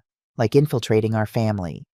More screenshots these from private messages that Robert's investigators somehow obtained Barbara to Samuel June 2018. Found the daughter's profile. She's perfect. Trusting. Exactly what we need. Samuel to Barbara, July 2018. She likes books, classic literature. I'll start there. Barbara to Samuel, September 2018. Take your time. Make it real. We've waited 20 years. We can wait a few more months. My stomach churned. They'd planned it all. Every moment of Samuel and Brenda's romance had been calculated. The worst was a message from October 2018, the week before Samuel accidentally met Brenda at the bookstore. Samuel to Barbara. Ready. I've memorized her favorite authors, her routine, her vulnerabilities. She won't see me coming. Barbara's response. Make her love you. Make the old woman trust you. Then we take everything they stole from us. Everything they stole. In Barbara's mind, Robert hadn't fired Frank for embezzlement. Robert had stolen Frank's future, his reputation, his life, and now she and Samuel were going to steal ours in return. I closed the laptop feeling sick. These weren't opportunistic criminals. They were true believers in their own twisted narrative. They'd convinced themselves they were the victims, that we were the villains, that theft and murder were justified revenge. My phone rang. Patricia. Have you been reading the files? She asked. Yes. Then you understand. Oh, this isn't just about money. This is about 20 years of hatred and resentment. I know. Which means Monday won't be simple. Samuel won't just accept defeat. He'll fight. He'll claim Robert's will is invalid. He'll say the evidence is fabricated. Let him, I said, surprised by the steel in my own voice. Robert documented everything. Every piece of evidence is airtight. I know. I just wanted to make sure you're ready. This is going to be ugly. I thought about Brenda, about watching her world implode when she learned who she'd married. I'm ready, I said. After hanging up, I went upstairs to my bedroom. The cream-colored envelope still sat on my nightstand, the red wax seal unbroken. Tomorrow I would open it. Tonight I sat in Robert's chair in his study, surrounded by his careful notes and meticulous planning, and I felt him with me. "Thank you," I whispered to the empty room. "Thank you for protecting us, even when you couldn't be here to see it through." The October wind rattled the windows. Outside Portland prepared for winter. Inside I prepared for war. Monday was coming, and Samuel Reynolds had no idea what was waiting for him. Sunday evening. The house was quiet except for the October wind rattling the windows. 24 hours until the DNA results. 24 hours until everything changed. I sat on my bed, the cream-colored envelope in my hands. The red wax seal caught the lamplight, Robert's signet ring impression clear and sharp. It was time. I broke the seal, carefully unfolding the heavy paper. Robert's handwriting filled 2 pages, written in the fountain pen I'd given him. The ink was slightly smudged in places. Had his hands been shaking when he wrote this? "My dearest Diane, if you're reading this, then someone has questioned Brenda's place in our family. Someone has demanded proof of something that needs no proof. I know who it is. Samuel Reynolds, son of Frank Reynolds, the man I had to fire 20 years ago. I recognized him at the wedding. Same eyes as Frank. Same mannerisms. Same last name. Too much coincidence." I pressed my hand to my mouth, tears already forming. I wanted to confront him immediately, throw him out, protect our daughter. But I realized if I acted on suspicion, he'd disappear and try again later. Better to let him commit to his plan, document everything, and ensure he faces justice. So I built a trap, my love. Article 7 is just the beginning. By now you've found the financial evidence, the theft, the planning. But there's more you need to know. The next paragraph made my blood run cold. Samuel and Barbara planned to kill Brenda. Make it look like suicide. Frame it as grief over not being your real daughter. They'd collect life insurance, inheritance, everything. Then disappear. I found the drafts, the poison purchases, the timeline. That's why I added the trigger clause. Any challenge to Brenda's legitimacy equals instant forfeiture. Not just to protect inheritance, to protect her life. Because the moment Samuel demands that DNA test his plan is exposed, he has to move fast, make mistakes. And that's when we catch him. I couldn't breathe. Robert had known everything, even the murder plot. Patricia has all evidence in sealed envelopes. Gregory has adoption records ready. David Sullivan has surveillance ongoing. Police are already involved, they just don't know it yet. Tomorrow, Monday, when DNA results come 1. Let Samuel think he's 1 too. Article 7 triggers 3. Patricia reveals theft 4. Police are waiting with warrants. I'm sorry I couldn't be there, my love. But I've ensured Brenda is safe. And I've ensured you both know family is choice, not blood. His handwriting grew shakier toward the end. The cancer affecting his fine motor control. 3 things before I go. First, don't blame yourself for bringing Samuel into our lives. You couldn't have known. Neither could I at first. Evil hides well. Second, Brenda will need you after this. She'll feel foolish, betrayed, ashamed. Remind her that love isn't weakness. Trust isn't stupidity. She chose to see the good in someone. That's not a flaw. Third, live Diane. Don't bury yourself in grief and duty. You're 65, not 95. Linda Carter has been asking about you, hasn't she? That kind woman who brought casseroles and sat with you, she cares about you. Let her in. You deserve to laugh again. To have coffee with someone who makes you smile. To live, not just survive. I'll always be with you in the memories we made, in the daughter we raised, in the life we built together. But I'm gone, my love, and you're still here. Live for both of us now. I love you. I've loved you since the day we met, and I'll love you beyond whatever comes next. Thank you for 43 beautiful years. Yours always, Robert. I pressed the letter to my chest and cried. Not desperate sobs, but something softer. Something that felt like healing and heartbreak mixed together. Robert's final gift wasn't just protection or justice. It was permission. Permission to move forward. Permission to build something new. Permission to live. I folded the letter carefully and placed it in the keepsake box beside the first envelope. 2 letters from my husband. 1 warning me of danger. 1 giving me hope for after. Tomorrow I'd face Samuel Reynolds in that conference room. But tonight I sat with Robert's words and let myself feel both the loss and the love. I'm ready, I whispered. I'll protect her. I'll live. I promise. The wind died down outside. and I slept better than I had in days. Monday morning, 9:45 a.m. I stood outside the Portland Genetics Center watching people pass by on Congress Street. Businessmen checking phones, young mothers pushing strollers, the ordinary world continuing while mine was about to explode. Patricia pulled up in her black Mercedes at 9:50. "Ready?" she asked, joining me on the sidewalk. "As I'll ever be." She carried a leather briefcase. Inside I knew were copies of everything.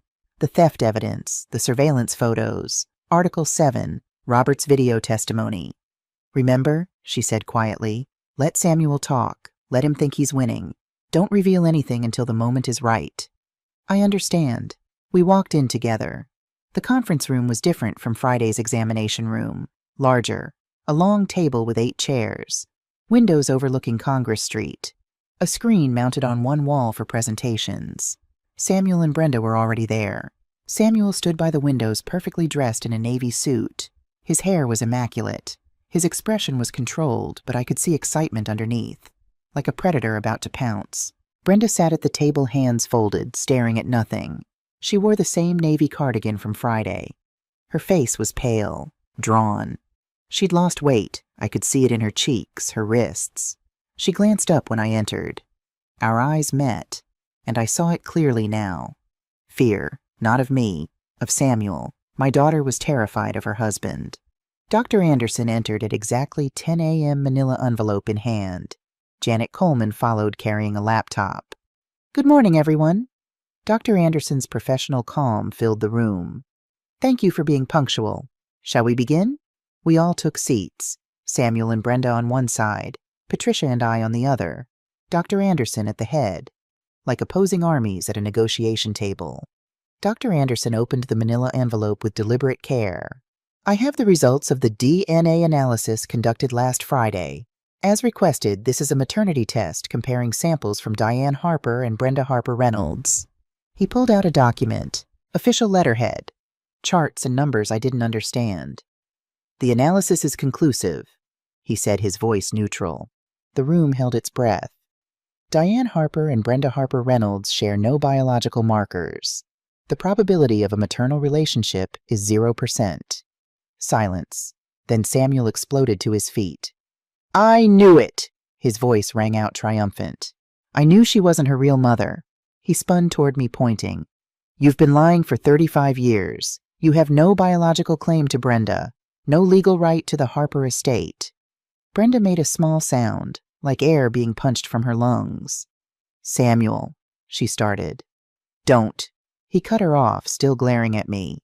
"Don't defend her, Brenda. She lied to you, to everyone, about who you really are." "Actually," I said calmly, standing slowly, "I never lied about anything." Samuel's eyes narrowed. The DNA test proves exactly what I've always known." My voice was steady, strong. "Brenda isn't biologically mine. Her mother was Elizabeth Morrison Roberts' childhood friend. We adopted Brenda when Elizabeth was dying of cancer. Legally, completely, 35 years ago." The color drained from Samuel's face. You knew." "Of course I knew." I turned to Brenda, whose tears were falling silently now. "Sweetheart, your father and I never kept this from you as a secret. We just didn't see the need to define you by biology when love was what mattered." "But the estate," Samuel sputtered. "The inheritance, biological children." "Article 7, Patricia said quietly, standing. She opened her briefcase and pulled out a document. The revised will. Robert Harper's last will and testament, revised December 2022, clearly states, "Any heir or beneficiary who demands requests or initiates DNA testing for the purpose of challenging another family member's legitimacy or inheritance rights shall immediately and irrevocably forfeit all claims to the Harper estate." She slid the document across the table toward Samuel. "You just disqualified yourself, Mr. Reynolds." Samuel stared at the document. His hands shook as he picked it up. Read it again. This is a trap." His voice was barely a whisper. "Yes," Patricia said simply. "Robert built it specifically for you." "That's impossible. He couldn't have known." "Known what?" I asked, my voice cold now. "That you're Frank Reynolds' son, that you changed your name from Frankie to Samuel, that you've been planning this revenge for 20 years. Samuel's face went white as a sheet. Brenda's head snapped toward him. What ya? Your husband, Patricia said, pulling out a photograph, is the son of Frank Reynolds, Robert's former project manager who embezzled $50,000 and was fired in 2004. She slid the photo across. Frank Reynolds outside the Harper construction trailer. Frank took his own life 6 months after the firing. Samuel has blamed Robert ever since. That's not, Samuel started. Your father was a thief, I interrupted. Robert gave him a chance to repay the money quietly, to avoid prosecution, to protect you and your mother. But Frank chose differently. Samuel's jaw clenched. My father was a good man who made one mistake. Harper destroyed him, destroyed our family. And so you decided to destroy ours, Patricia said. She pulled out more documents, bank statements, fake invoices. Over the 8 months of Robert's final illness, you embezzled $95,000 from Harper Construction, using fake vendor names, forged signatures, systematic theft. The documents spread across the table like evidence at a crime scene. Samuel's breathing went shallow. You can't prove Morrison Masonry. Patricia tapped one invoice. Coastal Concrete Supplies, Portland Plumbing Solutions. None of them exist, Mr. Reynolds. We've checked. Every single vendor you created is fictitious. She pulled out another statement. The money went here, a secondary account. Joint holder Barbara Reynolds, your mother, opened 3 months before you proposed to Brenda. Brenda stood abruptly, chair scraping. Samuel, tell me this isn't true. He didn't look at her. Brenda, listen. Tell me you didn't marry me to steal from my father. It wasn't like that. Then what was it like? Her voice rose, cracking. Tell me. Samuel's mask slipped, just for a second, and what showed underneath was ugly, calculating, cold. Your father owed mine everything, he said flatly. Everything Harper built my father helped create, and Harper threw him away like garbage, destroyed his reputation, drove him to kill himself. He finally looked at Brenda. So yes, I married you to get close to the family, to take what should have been ours, what Harper stole from us. Brenda stumbled backward like she'd been struck. But I do love you, Samuel added quickly, desperately. That part became real. I swear, stop. Patricia's voice cut like a knife. Before you dig yourself deeper, Mr. Reynolds, you should know Robert left something else. She pulled out a flash drive. A video testimony, recorded 6 months before he died. Would you like to see it? Samuel tried to leave. He actually made it 3 steps toward the door before it opened and 2 uniformed Portland police officers stepped inside. Please sit down, Mr. Reynolds, one said, not a request. Samuel sat face-white, hands shaking. Patricia connected the flash drive to the laptop. The screen on the wall flickered to life. And there was Robert. My breath caught. Seeing him again after 2 years, thin from the cancer, gray, tired, but his eyes were sharp, alert, filled with the intelligence that had built a construction company from nothing. He wore the blue shirt I'd bought him, his favorite, the one I'd buried him in. If you're watching this, Robert began, his voice slightly hoarse but steady. Then someone has challenged Brenda's legitimacy. Someone has demanded a DNA test. He paused, looking directly at the camera.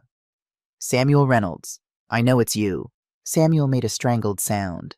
Son of Frank Reynolds, my former project manager. I recognized you at Brenda's wedding. Same eyes as your father. Same mannerisms. Same last name. Too much coincidence. Robert leaned forward slightly. I wanted to confront you immediately. Throw you out. Protect my daughter. But I realized if I acted on suspicion, you'd disappear. Try again later. So I did something different. He smiled slightly. I documented everything. The video cut to surveillance footage. Samuel and Barbara at the diner. Their monthly meetings. Barbara's notebooks visible. Robert's voice continued over the footage. I hired a private investigator, David Sullivan, former Portland PD. He's been watching you for 18 months. Every meeting with your mother. Every fake invoice you created. Every dollar you stole. The footage changed. Samuel's computer screen. Search history clearly visible. Untraceable Poisons USA. Life insurance suicide clause. How to stage suicide convincingly. Brenda gasped. Her hand flew to her mouth. Robert's face returned to the screen. You weren't just stealing money, Samuel. You were planning to murder my daughter. The room went deathly silent. The life insurance policies, the poison research, the draft suicide note written in Brenda's handwriting. Robert's voice hardened. You were going to kill her. Make it look like depression over discovering she wasn't really Diane's biological daughter. Collect the insurance money, then disappear with Barbara. The video showed more evidence. Screenshots of the suicide note draft, bank records showing the duplicate life insurance policy, purchase receipts for items that could be used to create untraceable poisons. I spent my final months documenting your plan, Robert said. Not for revenge, for protection, to ensure that when you finally made your move, there would be no escape. He looked directly at the camera, at Samuel. Article 7 was the trigger. I knew you'd demand that DNA test eventually, and the moment you did, you'd disqualify yourself from any inheritance. A slight smile. You walked right into the trap, Samuel, just like I knew you would. The video shifted tone. Robert's expression softened. Diane, my love. Tears streamed down my face. Don't blame yourself. You saw someone who needed help years ago and you helped them. That's who you are. That's why I love you. Evil hides well. Neither of us could have known. He paused, emotion flickering across his face. Brenda, sweetheart, you are our daughter.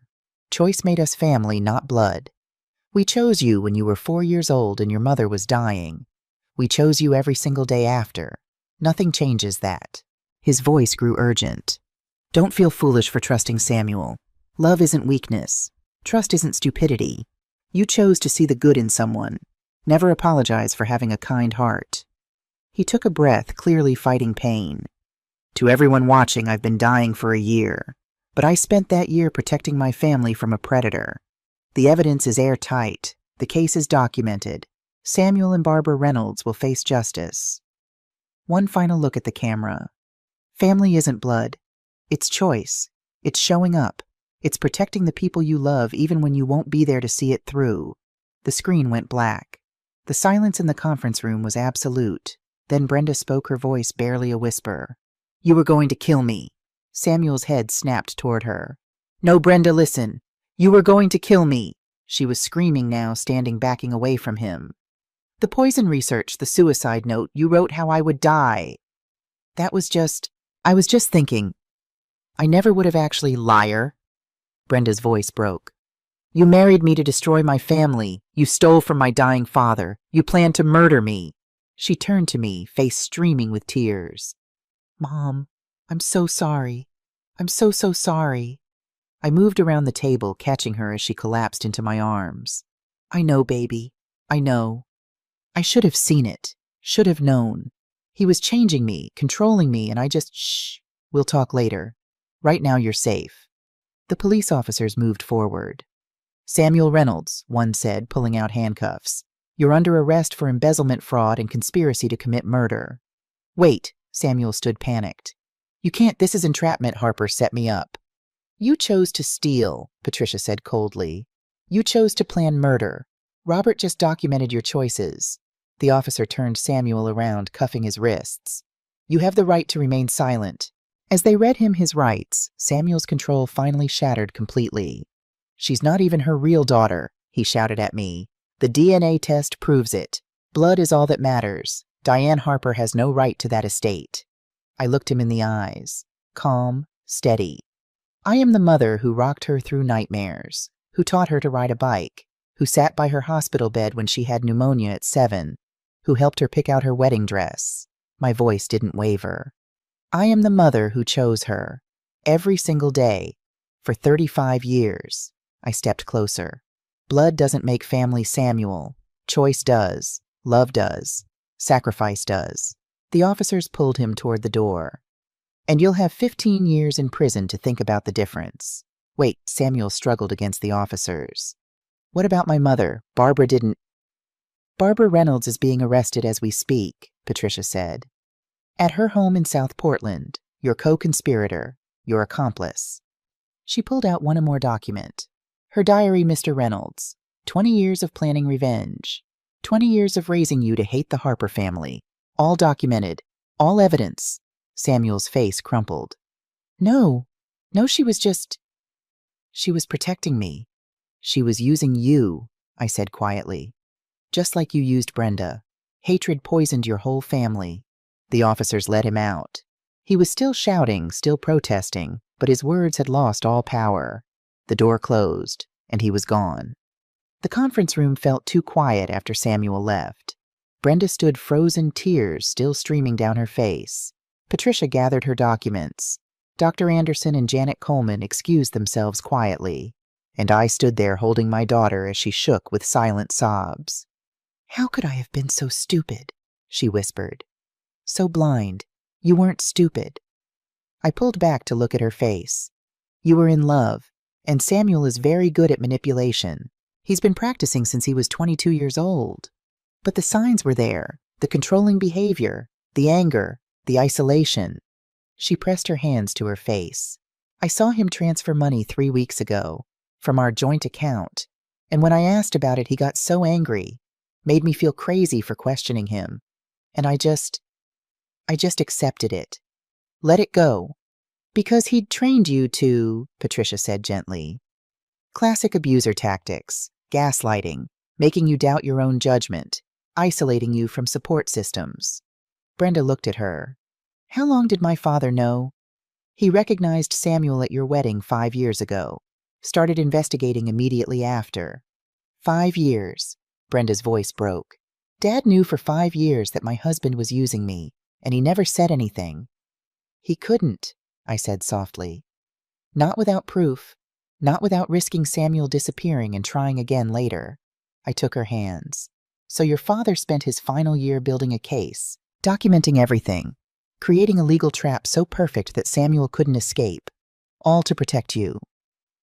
Fresh tears spilled down Brenda's cheeks. "I never got to thank him, never got to tell him I understood." "He knew, sweetheart. That's why he left the video, to tell you himself."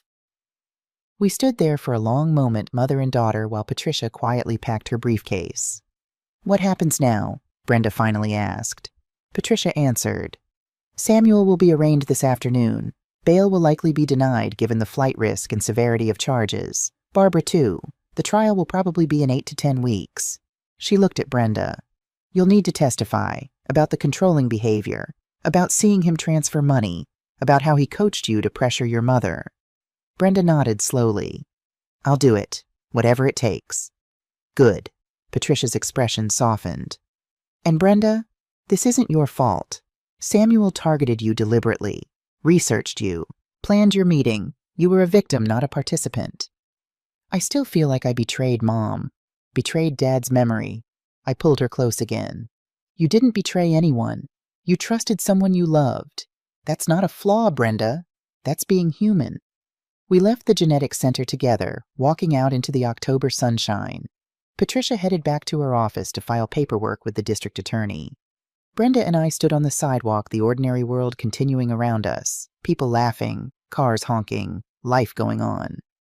"Can I come home?" Brenda asked quietly. "Just for a while. I can't go back to the townhouse. Not yet." "Of course, sweetheart. You can stay as long as you need."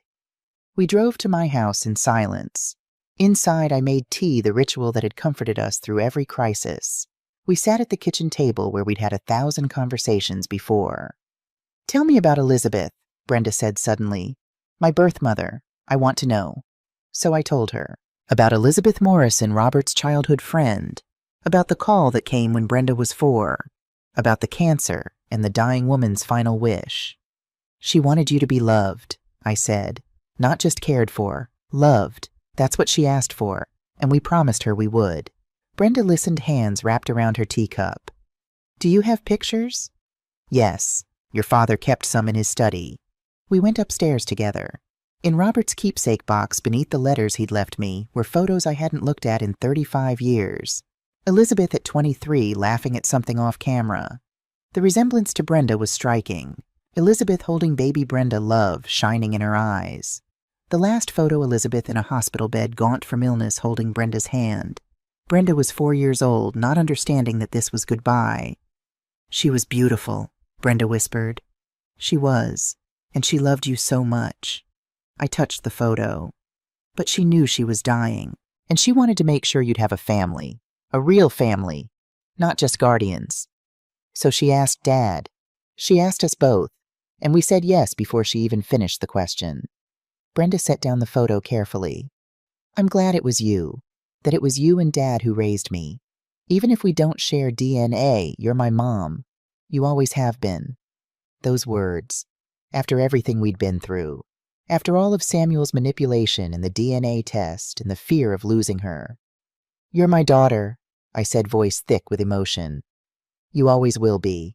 We cried together, mourned together, for Robert, for the innocence Brenda had lost, for the years Samuel had stolen. But we also began to heal. 8 weeks later, Cumberland County Courthouse. The courtroom was all dark wood and high ceilings designed to remind everyone that justice was serious business.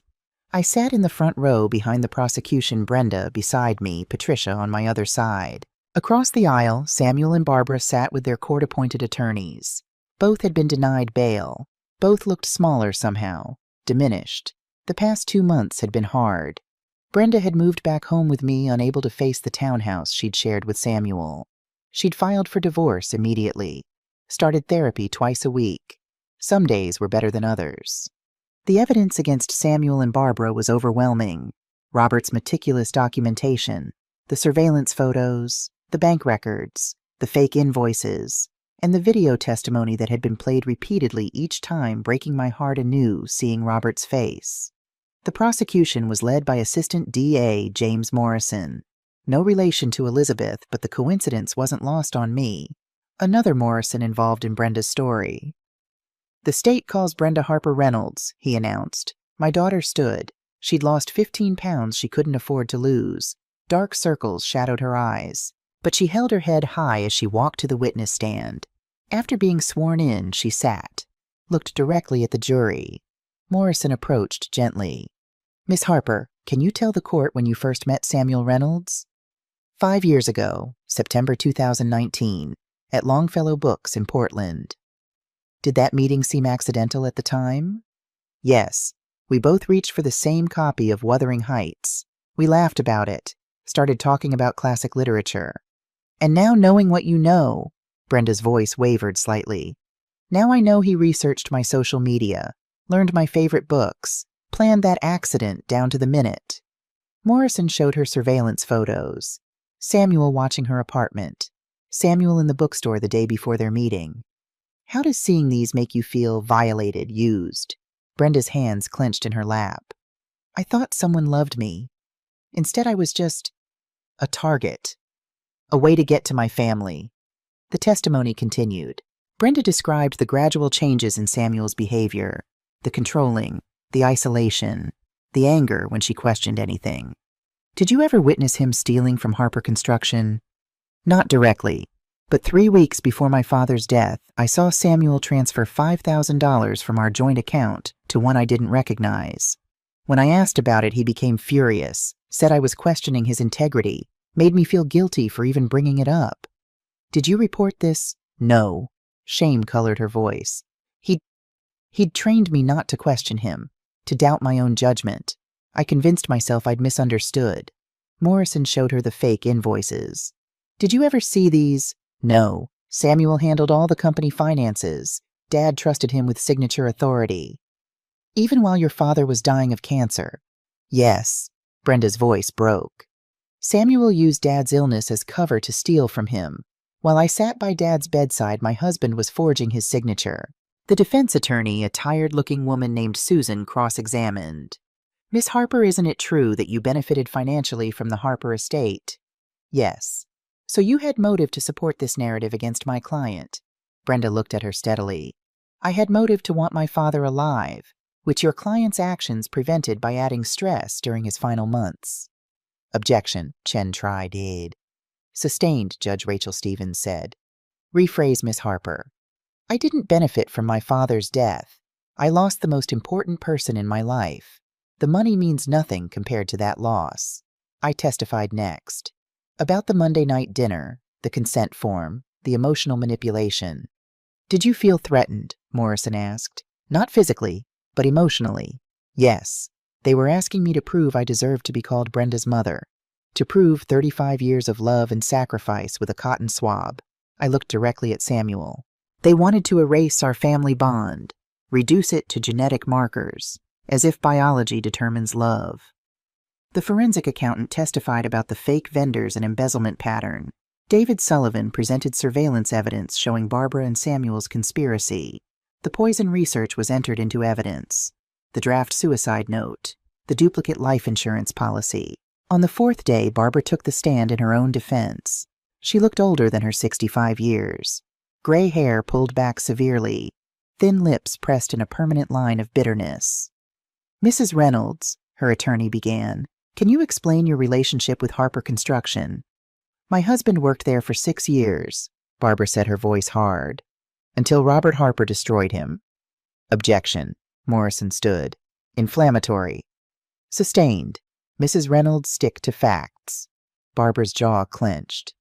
"Frank made one mistake. One. And Harper fired him, ruined his reputation, made it impossible for him to work anywhere in Portland." "How did that affect your family?"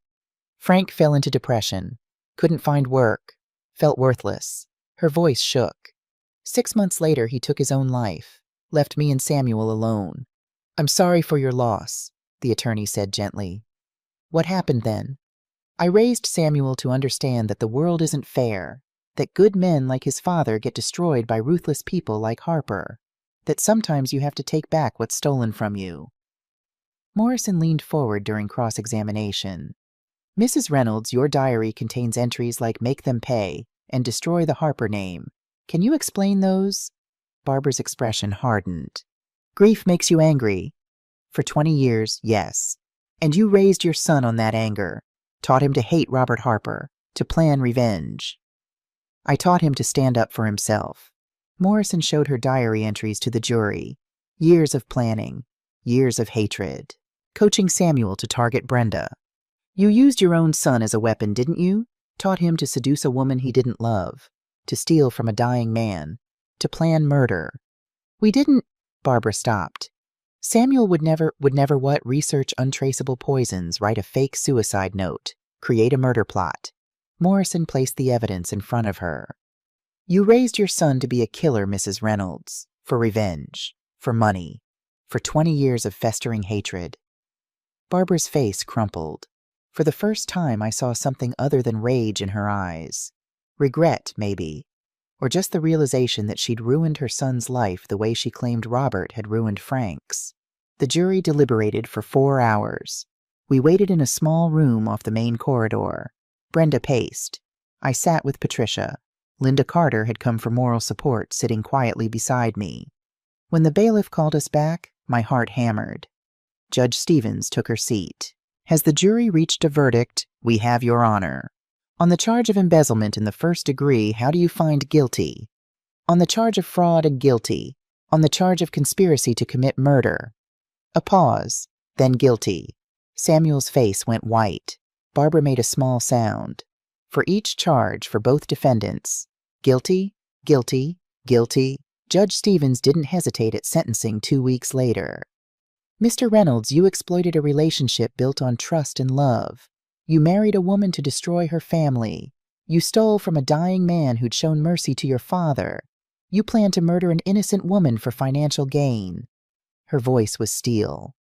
"This court sentences you to 15 years in state prison, no possibility of parole for 10 years. Samuel's shoulders slumped.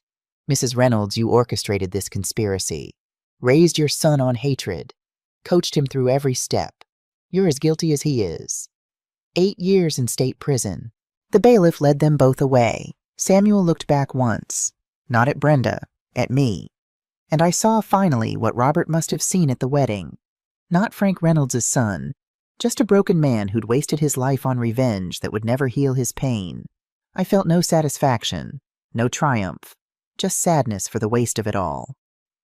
1 year later, October again, I stood in front of a storefront on Congress Street, 3 blocks from the genetics center where everything had ended and begun. The windows gleamed in the autumn sunlight. Fresh paint. New sign, Harper Legacy Foundation, protecting families, honoring choice. Not Diane's shield, as Robert had suggested. This was about his legacy, about helping others avoid what we'd endured. Inside the small office buzzed with activity. Patricia reviewing intake forms with a young paralegal.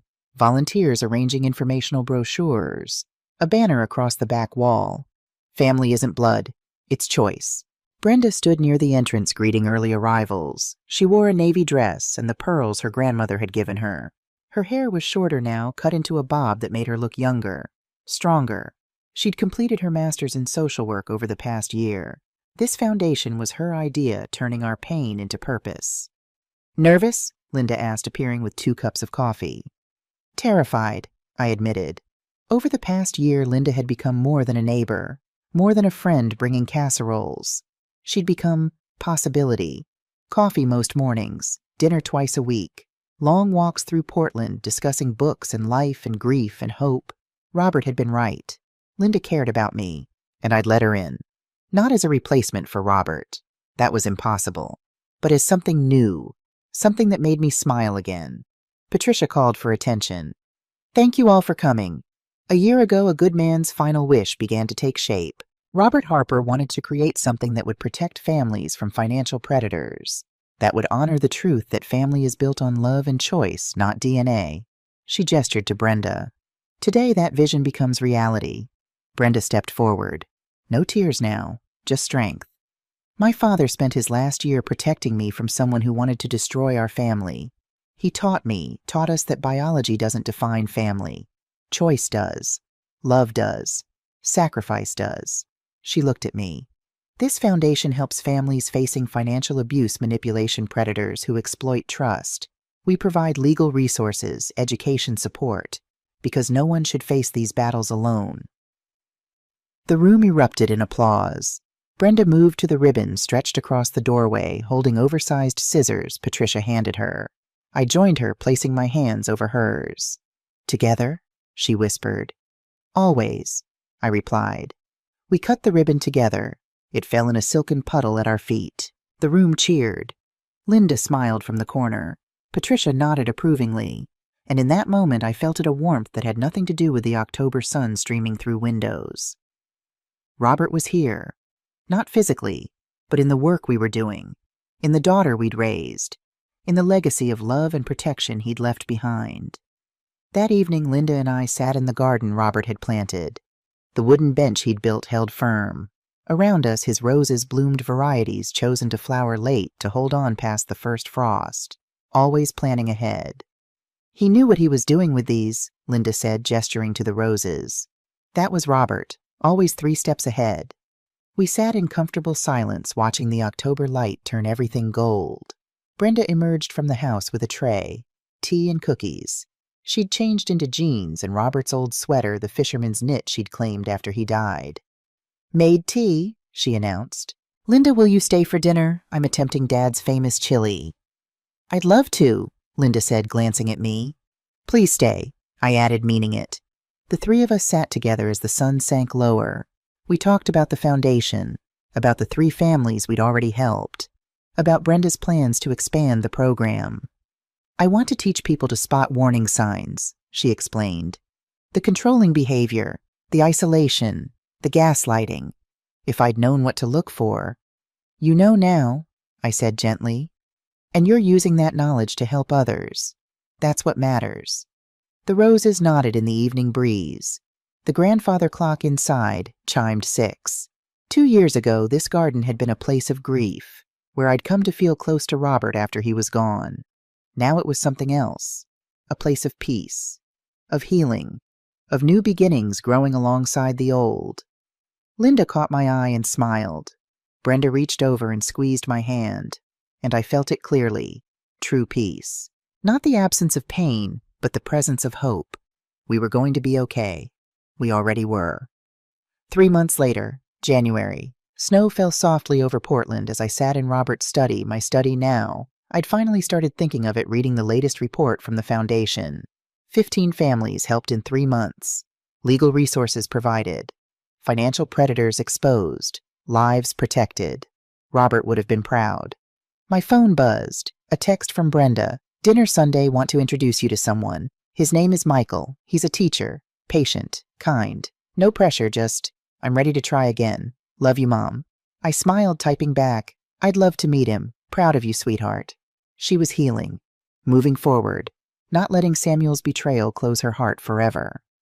Another text, this one from Linda. Coffee tomorrow. Found a new bookstore I think you'd like. Perfect. 9 a.m. It's a date. I set down my phone looking around the study. Robert's books, his chair, his careful planning that had saved us all.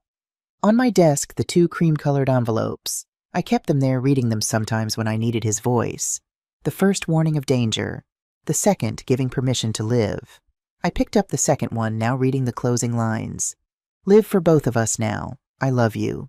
Thank you for 43 beautiful years. Yours always, Robert. I'm living, I whispered. I'm laughing again. I'm helping others. I'm letting myself care about Linda. I'm watching Brenda heal and grow stronger.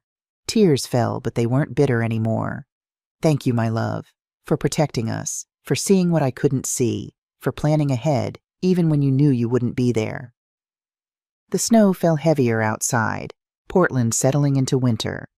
But inside in this house Robert and I had filled with love, I felt warm, complete. Family isn't blood. It's choice.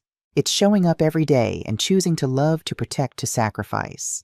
It's Robert spending his final year building a fortress around us. It's Brenda choosing to trust again despite betrayal. It's me choosing to live fully instead of just surviving. Blood doesn't make family. Choice does. Love does. And we'd chosen each other, Robert, Brenda, and me 35 years ago when a dying woman asked us to love her daughter. We'd chosen each other every day since. And nothing, not DNA tests, not predators, not hatred, not even death could change that truth. I stood looking at Robert's photo on my desk, taken at Brenda's college graduation, both of them smiling, his arm around her shoulders. We did it, I told him. We protected her, and she's going to be okay.